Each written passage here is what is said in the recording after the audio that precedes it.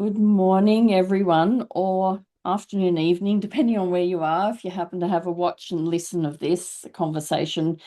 Today, I have Philippe Rosinski, and I always get in trouble because I don't say his name with a French accent, but not by Philip, but by people who may attend the Coaching Ethics Forum conference, which is where I always get in trouble.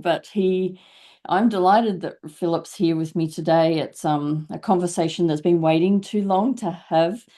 But we are here, and he has spoken at the Coaching Ethics Forum at least once, and he will be back again, I'm sure. And his sessions have always been delightful. And of course, he's written for the Ethical Coaches Handbook as well.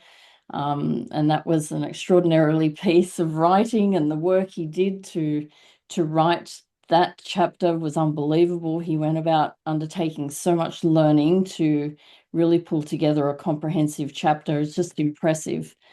And he's also a cyclist, among many other things, and a musician. So I'm looking forward to learning more about Philip's history, but also about some of his life experiences. So welcome, Philip. Thank you very much, Wendy-Ann. It's a pleasure to be here with you and to have this conversation with you. Thank you for your invitation. And, you know, I've introduced you a little bit, but there's so much more about you that I don't know. I'm looking forward to hearing more. What would you like to share in relation to your professional history, I guess? All right. You tell me if I could have a longer version, a shorter version. So let me try to summarize that, but don't hesitate to interrupt me if you have Okay. some questions. Maybe I should start with my background. Yeah. Initially, I studied engineering here in Belgium, Polytechnical School here in Belgium, and then went on to do a master degree in engineering, electrical engineering at Stanford University. And my first job was in the Silicon Valley as an engineer, as a software engineer. I have to say that when I was at Stanford University studying electrical engineering, all my peers would take their electives in computer science or a related field. And I did something a little bit different. I took all my electives in the humanities, philosophy, sociology, history, one class in sport as well, windsurfing. I got an A in windsurfing. Um, and then, so my interest was always beyond just engineering at that time. Went back to Europe, worked as an engineer, as a manager, and that was in the 1980s. Something struck me, the fact that oftentimes the human potential is underutilized. I saw a lot of examples of some good example of leadership, but a lot of poor examples of leadership. And I had the impression that people could not use their full potential in these different organizations I had the chance to discover. And I was wondering, what would it take to have really good leadership, excellent leadership, in the interest of people, in the interest of organizations, and in the interest of society overall?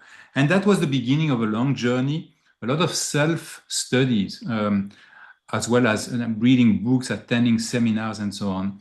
And a few years later, I started to work as a coach without knowing that what I was doing was coaching. I started, in fact, the first coaching program here in Belgium without knowing that this was actually coaching. I was working with a group of people, helping them define, their objectives, their goals, their targets, and then working with them over a period of time. It's only a few years later, as I was invited as a coach at a conference. I realized a lot had been written already in the field of coaching, mainly from the UK and the US. That's when I joined the ICF, International Coaching Federation. And I also worked for the Center for Creative Leadership for almost 5 years. That was really a great experience. Gave me a lot of chance to learn about leadership development, to start doing things like team coaching. I was asking for forgiveness, not permission at that time, because we are not supposed to do that, but the clients found that very helpful, so I got away with it. And in 1999, I started my own company because I was doing 3 jobs at CCL. I was in charge of business development, I was delivering programs, and I was designing programs, managing a team as well. So I wanted to include the cultural element into coaching because something that was missing. And the only way I could do that, to do the research and to really devote months of research and of writing, was to start my own company, which is what I did. And that was in 1999. Since then, I continue to work as an executive coach, as a team coach. I've written another book. I've contributed to other books. I'm also a professor in a business school in Japan. I've been there for over 15 years. And I also train other coaches to become intercultural coaches. So, I mean, there is more I can say, but I'm sure you will ask me a question. Maybe one thing I will say is beyond the cultural element, what has been important for me is to integrate multiple perspectives into coaching. And that's the idea of global coaching. I think we'll talk more about this. Yeah, and I'm acutely aware of the fact that you've done a lot of work around culture in relation to coaching, and I'm also aware that I had Coaching Ethics Forum 2025, which had Indigenous voices from all over the world speaking, and it was almost a prime conference for you to be speaking at. At the same time, it was such a uniquely different conference because they were not necessarily coaches, they were Indigenous Australians and Torres Strait Islanders and Indigenous Americans, etc. So it was an entirely different kind of conference. But it would be interesting to have sort of get your perspective of the two, what you already do and what showed up in that conference. It was quite amazing. We'll be on another occasion, Yeah. we will not always be doing things together, but I will look for No. another opportunity to do this with you. Yeah. And you work globally, and I'm interested to know what have you found out about yourself as you've worked across the cultures? Particularly, you've got a framework that you work with and you train people in, and I'm wanting to know, what have you found and learned about yourself, and what's changed about you as a consequence of doing this work? Yes. I think for me, learning about other cultures enables me to be a more complete version of myself, if that makes sense. I think all cultural preferences are in us implicitly. When we meet people from other cultures, there is an opportunity, if we are open and if we are curious, to evoke parts that are in us, albeit hidden in us. Because if you think about it, with the same genes, if you were born, let's say in China, you would have learned certain habits, cultural habits. No, you're the same person, the same genes, you are born, let's say in Australia or in the UK, you will show up differently. The good news, though, is that at some point we can reflect on what are our cultural preferences. How do we communicate? How do we think? How do we manage time? And so on and so forth. And we don't need to be stuck with our current way of communicating, of thinking. And so we can enrich that by learning from other cultures. And this is what has happened to me. I was living in Belgium. I did my studies in Belgium. When I went to the US, I discovered new facets about myself, a different way of communicating that I've kept with me and that I think allows me to have more behavioral flexibility. When I've gone to Asia, same thing, I've discovered other aspects. But it's not just international travel, it's also meeting people also from different generations, different religions, different professions. If you meet those people with curiosity, with an eagerness, not just to understand them and possibly adapt to them, although that would be a good start, but with the idea that there is something I can learn from these people, then you are on a lifelong learning journey. if I can compare this to tennis, you know that I love sports. If I take a tennis metaphor, it's as if you play from the baseline and you know how to do that. Björn Borg, at the time, I Mm-hmm. was the university studying engineering. He was the star at that time. He was a baseline player, but in order to win at Wimbledon, which he did 5 times in a row, he had to go outside his comfort zone. He had to adapt to that culture. And he was able to do so and win 5 times in a row in Wimbledon. He was playing differently there. So that's what I'm learning, to also be aware of our own norms, values, basic assumptions, not take those for granted, but be ready to challenge those constantly, by looking at the world from a different perspective. So I think that's That's a curious metaphor, the tennis. I'm just thinking, Bjorn Borg, he was playing against the same people. They come and go, but they hang around year after year as well for the lifetime of their tennis career or any other sporting career.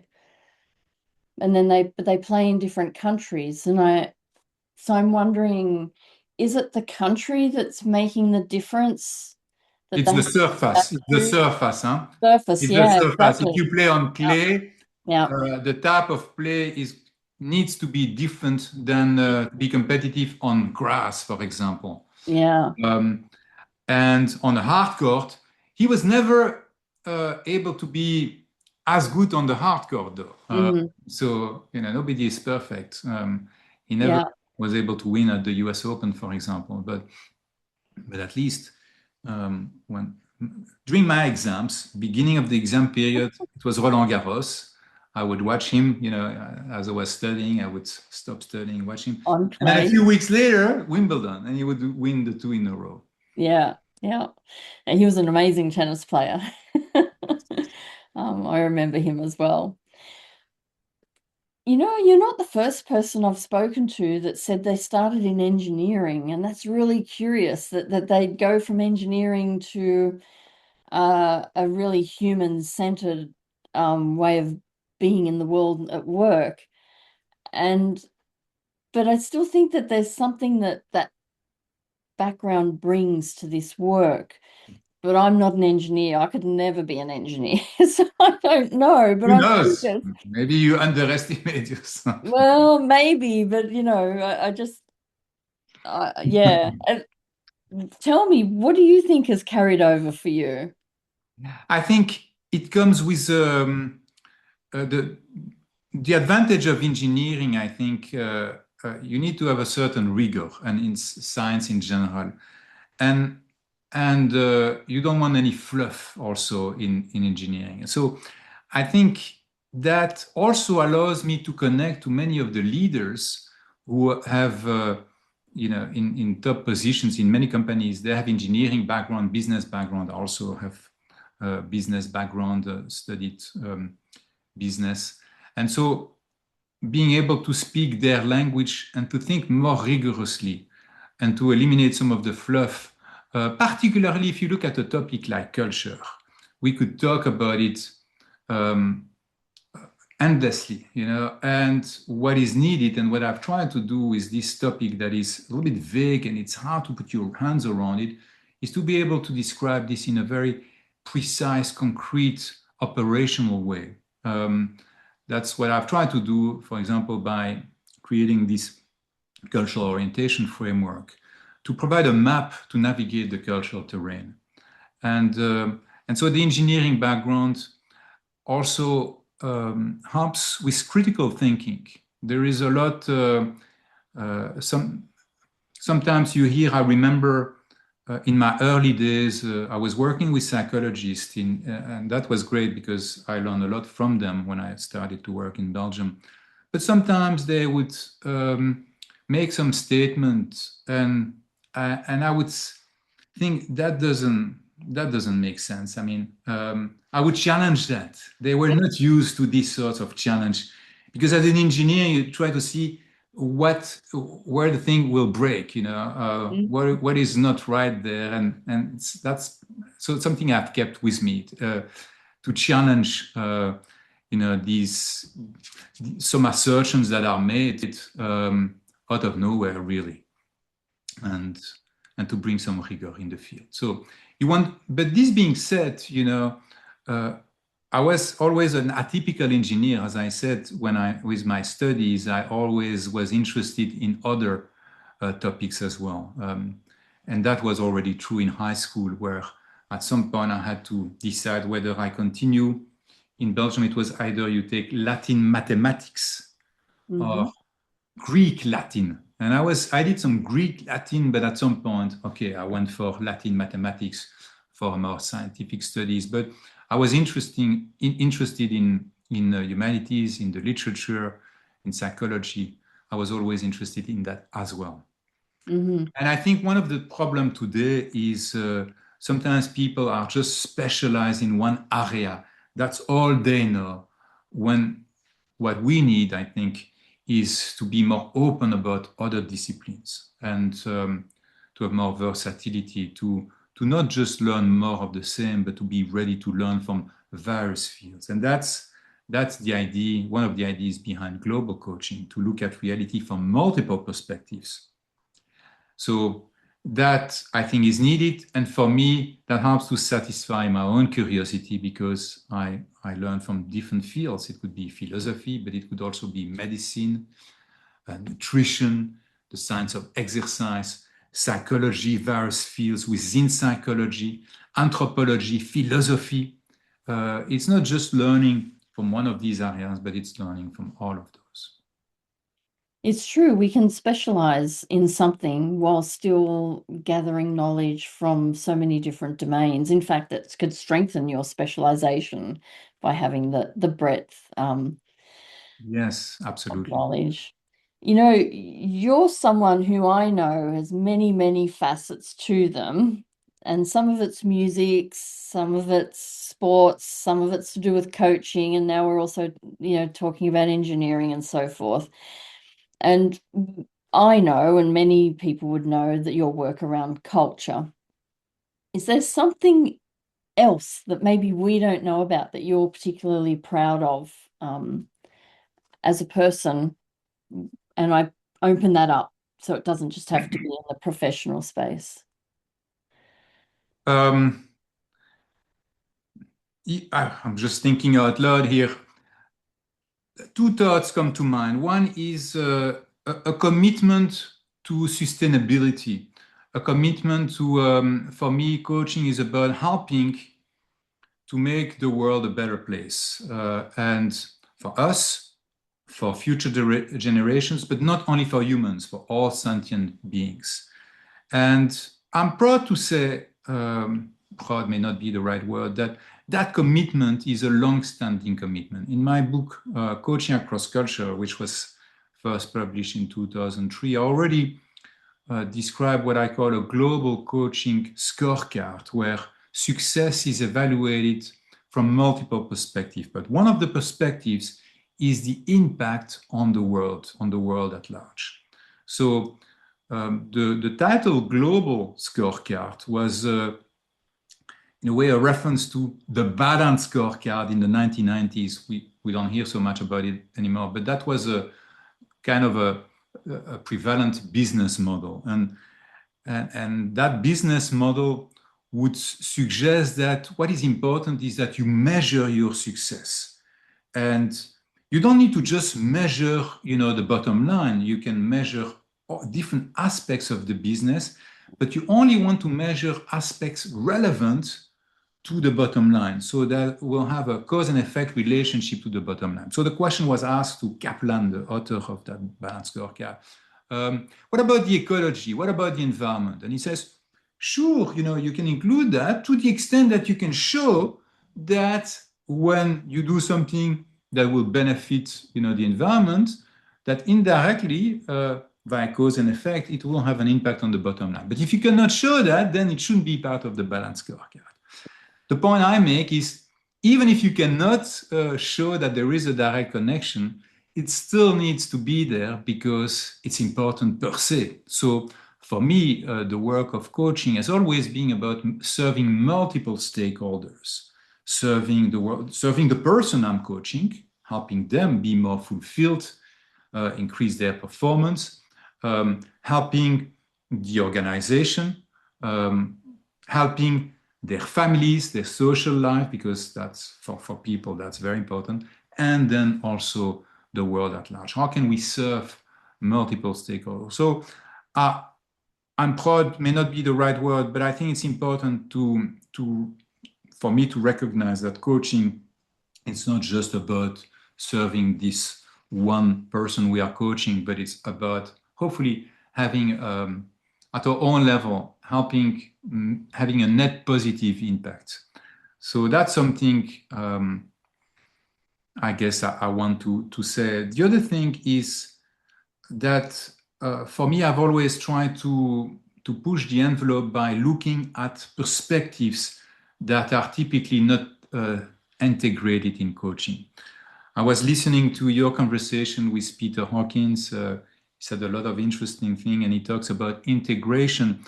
I believe that's very important to work at multiple levels. You're not just serving the coachee, you are serving also the teams, the organization, society overall. I would call this vertical integration, being able to recognize that you are serving people at different levels and that it's all connected. But for me, there is another form of integration. Maybe you could call it horizontal integration. It's learning from different disciplines. And learning from different disciplines, coaching is not just an extension of psychotherapy, or it's not just about psychology. Psychology is important, but coaching needs to be informed by philosophy, by psychology, by anthropology, by medicine as well. And for me, to say that I think I've started to integrate these perspectives, physical, managerial, psychological, cultural, political as well, often overlooked, spiritual. So in a way, I have to say, yes, I'm proud that I've integrated those, proposed how to integrate those various perspectives in coaching, because they are all relevant. Just to give a quick example, when I work with senior and top executives, they work really hard typically. And challenge is, how do you maintain your vitality? How do you stay in shape? You can discuss this from a psychological perspective, but oftentimes the discussion about when do you sleep, what about nutrition, what about physical activity, that is something that is not happening many times in coaching conversations, because the coach himself or herself doesn't even consider that for himself and herself. Questions of meaning and purpose, that's a spiritual perspective. That's another form of conversation we can have. Political perspective, how can you have a real impact? What about how do you build alliances and so on to ensure that you have an impact? So being able to draw from these different fields is something that I've proposed and I believe is important for coaching. So proud maybe is a big word, but I believe that's a contribution that I've tried to bring to the field at least. So like long answer to your question. Yeah, no, and I like the idea that vitality is came up there as the first point you wanted to make, and because you're an exemplar of that. So how do you maintain your vitality? Well, that's a theme I've also always been interested in. I've written about this a long time ago, but I'm particularly interested now about this topic. I've read many books on nutrition, for example, on physical activity. And what really strikes me is I hear a lot of people who have this idea that as you get older, it's going to be an inevitable decay. According to research, it doesn't have to be like that. We can stay in shape for a very long time. At some point, the decline may happen and will happen for sure, but it can happen quite abruptly, and you can stay in shape for a long period of time. I remember reading 10 years ago a book called Younger Next Year, and the title is a bit compelling. And what I notice, I've always been doing sport, but in cycling, I've made progress in the last year. I didn't expect that, but actually, I'm stronger now than I was a few years ago. Mm. What I'm doing now, I would not have imagined doing when I was 20, and Mm. not when I was and not even 10 years ago. It's not going to last forever for sure, but I just completed a number of challenges that I could not have imagined 10 years ago, let alone when I was 20, even though I was doing a lot of sports when I was 20. And, uh, and so the way I do this is I enjoy exercise and I pay a lot of attention to nutrition as well. I notice a lot of misconceptions in this area as well. And that's where the critical thinking is very important. Uh, I would argue that based on all I've read, a whole food plant-based diet is what is best from three standpoints. One, from a health standpoint, two, from an ethical standpoint, to avoid animal suffering.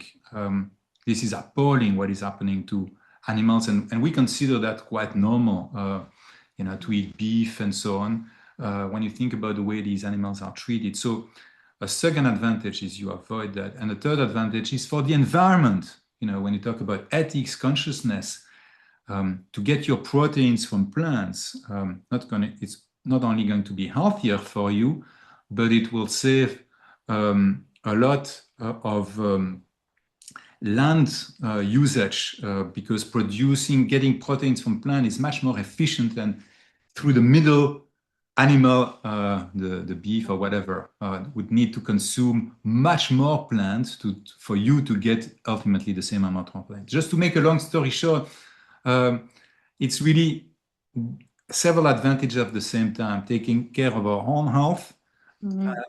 and vitality, and at the same time, having something that is more ethical. What Mhm. strikes me is I don't know in the UK or in France or what is the situation in Australia, but here many dietitians don't even know about some of the best books I've read in this field. It's Mm. quite appalling, I have to say. I have just an anecdote. A colleague, dietitians, who told me, but if you eat like that, there will be a lot of deficiencies, a lot of issues. I told her, read this book by Michael Greger, how not, and then we talk. He has 30,000 references, and then we talk. At least she was open and she recognized, well, there is something there. Then what about this other book by T. Colin Campbell and this other book by Joel Furman? So I did a lot of research.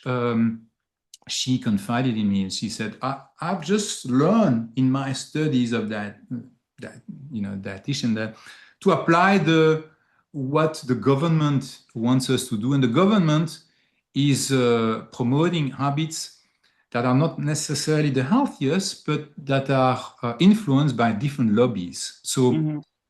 again, a matter of learning ourselves, studying ourselves, developing our critical thinking, and coming to our own conclusions. So, Yeah. again, a long answer to your question, but I've become quite passionate about this topic. Mm.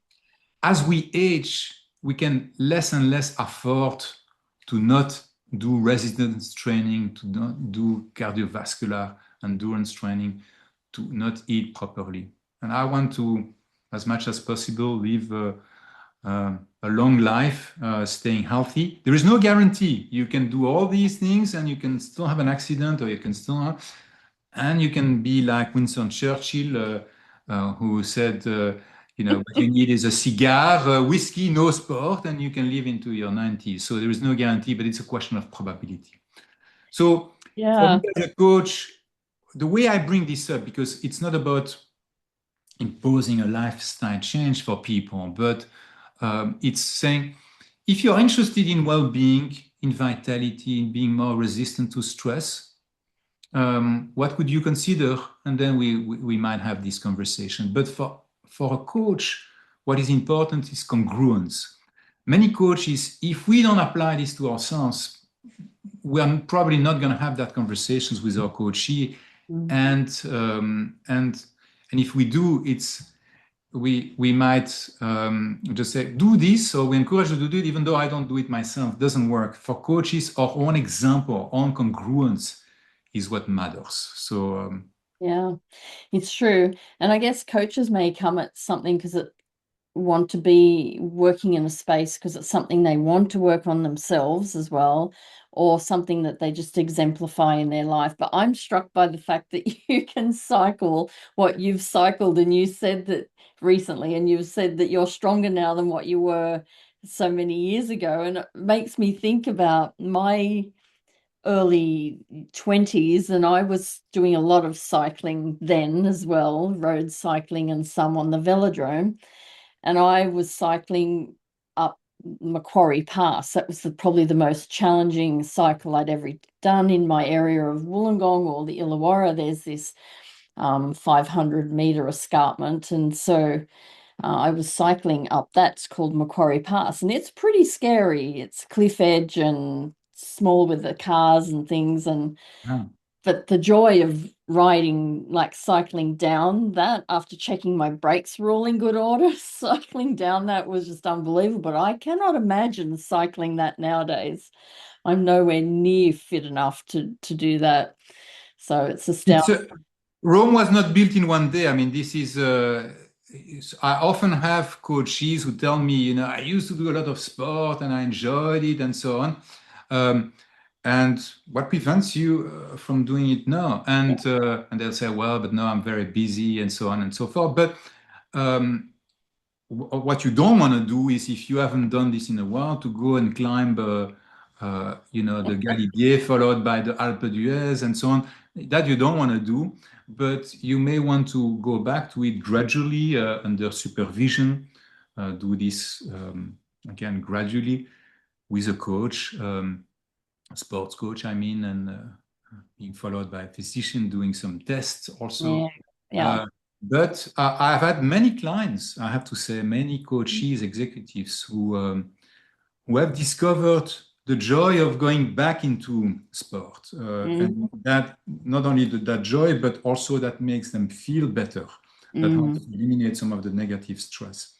mm. But the conversation starts by it could be, where did you go on vacation? If you haven't met. Oh, I said, well, I was on this cycling trip. Oh, I do cycling, and so I'm not imposing this, but then become curious and I see maybe I could do this as well. Yeah, exactly.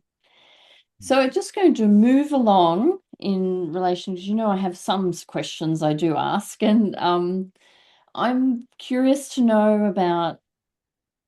I'm going to combine the thinking around how ethics shows up in your work, because you've kind of already spoken a bit to that, but also in relation to a challenge, a particular either personal or professional challenge that you've experienced that may have gone wrong in the end, or have turned out all well, I'd love for you to share that story, a story with us, if you could.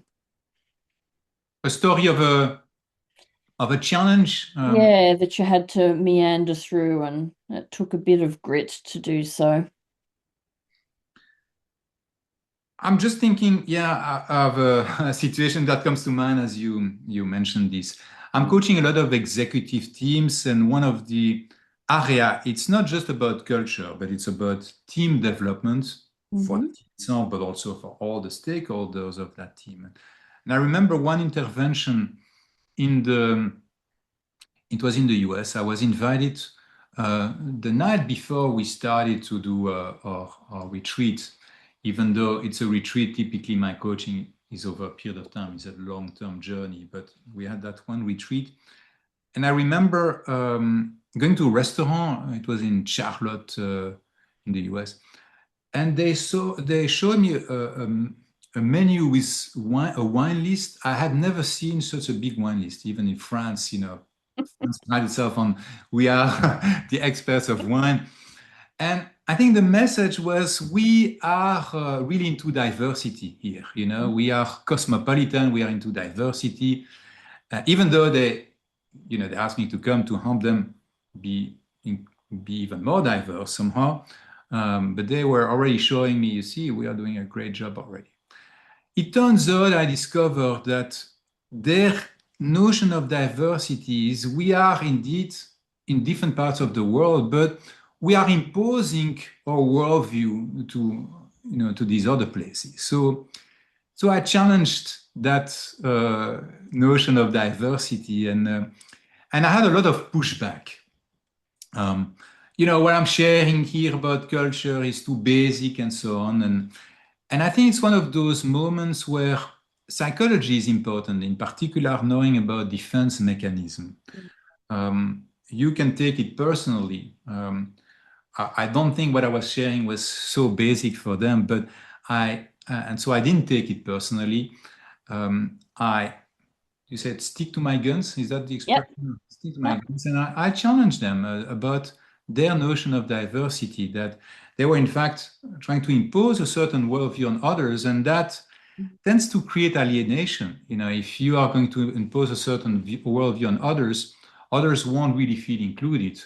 What works better is if you have a genuine curiosity, you go in a certain place, meet people from a different culture with a genuine curiosity and eagerness to co-create something that is a synthesis of the different cultures. So there is a new culture that can emerge, a co-creation.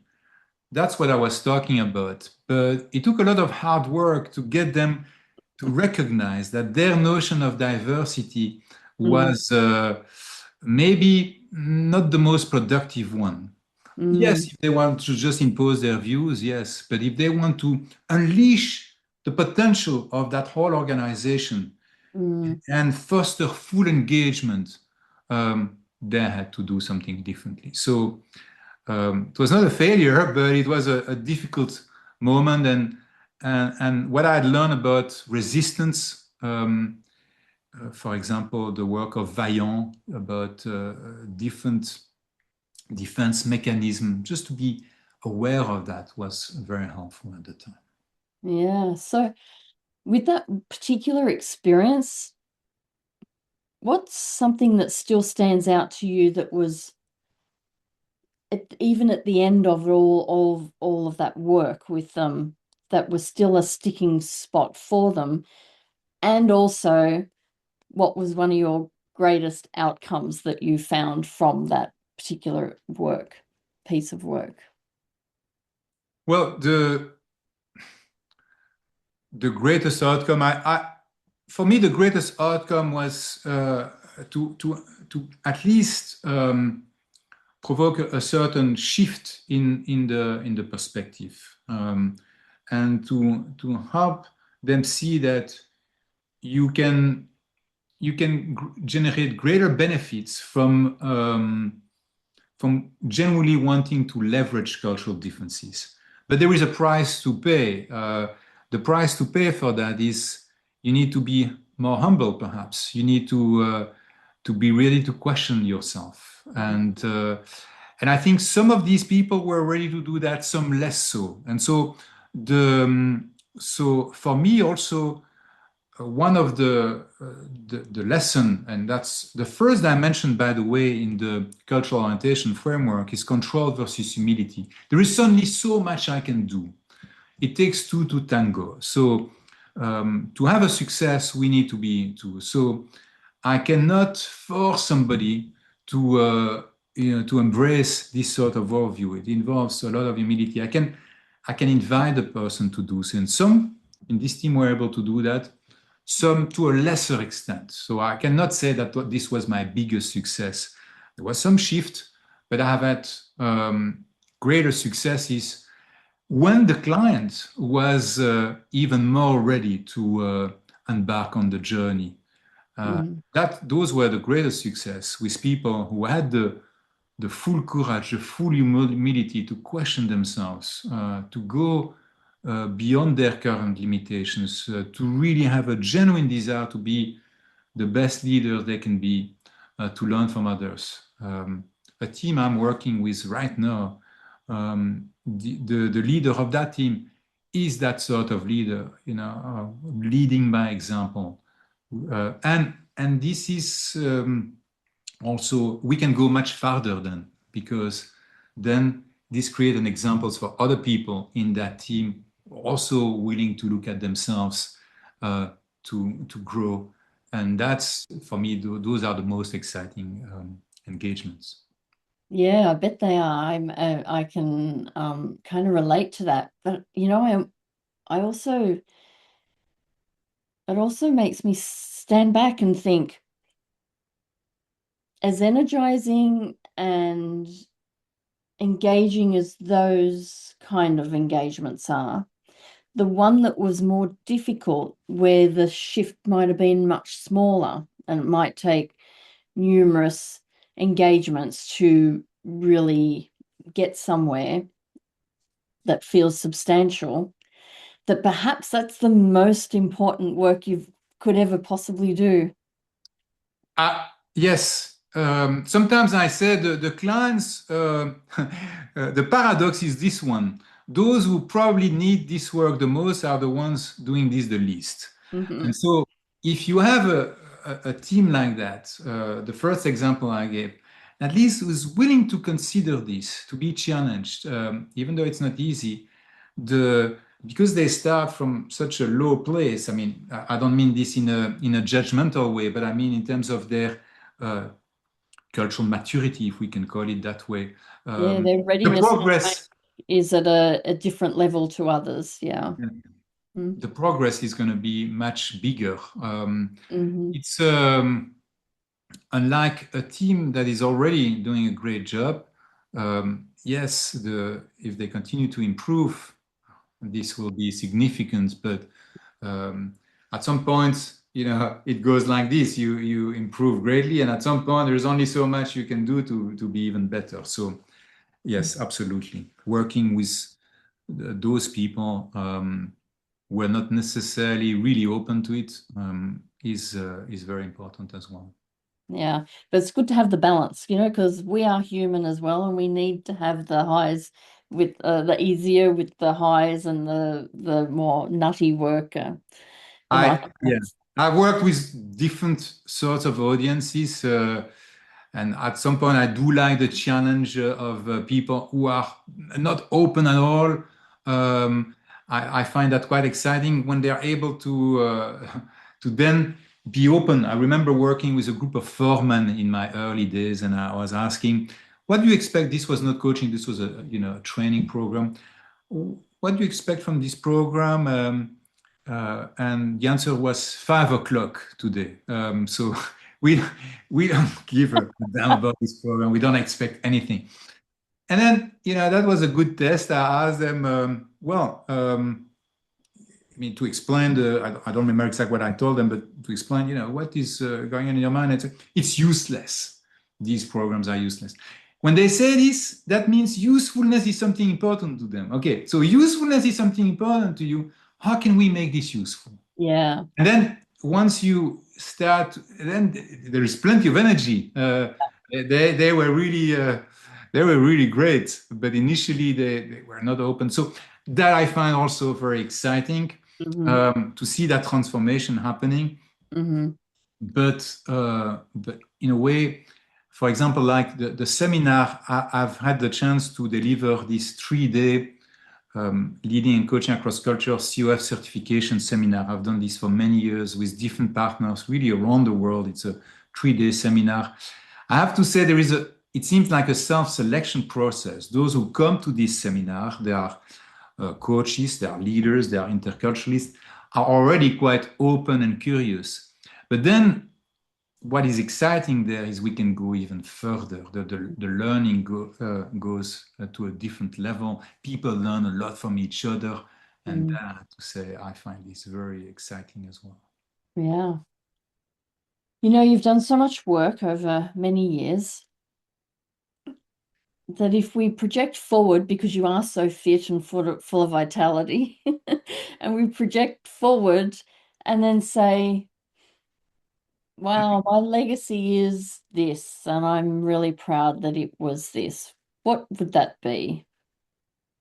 If if through this work there would be more a more sustainable form of leadership, more integrated, more sustainable form of leadership in the world.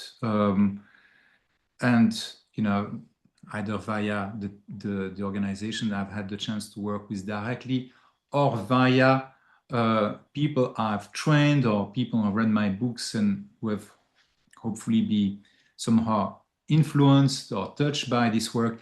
If that can help to bring about a better world, a more sustainable world, with respect for all sentient beings, for the environment, for future generation, a world where people can thrive, where people can flourish, where can use their energy constructively as opposed to sterile conflicts or just conflicts in general, wars and so on, with more consciousness in the world, more wisdom in the world, more joy. If I can have played a little part to help make that happen, I think that would be a good thing. Fabulous. You know, I've got something in mind as we close out this conversation. And so it's in two parts. I'd love to know some final thoughts that you have that you think that we would all sit with that matter for today.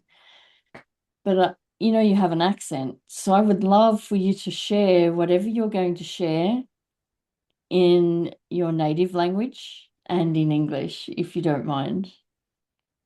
So you think I don't have a perfect British Oxford accent? I've got a perfect Australian accent and I'll own that, but my French is Right. atrocious. Yes, I can. Yes, all right. I can. I do some of my trainings in French or in English. Yes. What could I say? A lot of different thoughts come to my mind. I would want to, maybe I say it in English, I would want to promote more integration, more and form of thinking, serving multiple stakeholders, um, taking care of oneself, taking care of organizations, taking care of the world at large. And my invitation is for people to be lifelong learners, to be curious, to not just learn more of the same, but to be curious to learn from different disciplines with openness and with a critical mind. Mhm. So that's my invitation. You want me to say this in French? Oui, en français. Voilà. Mon invitation, c'est d'être curieux, d'être ouvert et d'être prêt à apprendre de différentes disciplines. Pas juste un peu plus de la même chose. Je deviens un super spécialiste en psychologie ou en anthropologie, mais d'être curieux d'apprendre de différentes disciplines, de différentes cultures et de promouvoir l'intégration, la synthèse des différences. Ça va nous permettre de mieux vivre tous ensemble et d'avoir un impact plus positif sur le monde qui nous entoure. Merci. Thank you so much, Philippe. It was wonderful chatting with you today, and I look forward to working again with you with some of this ethics work somewhere along the line. Thank you so much. Thank you very much, Wendy-Ann. It's a pleasure also to speak with you. I appreciate your invitation, your questions, and this dialogue with you. All the best for your series as well. Thank you. All right.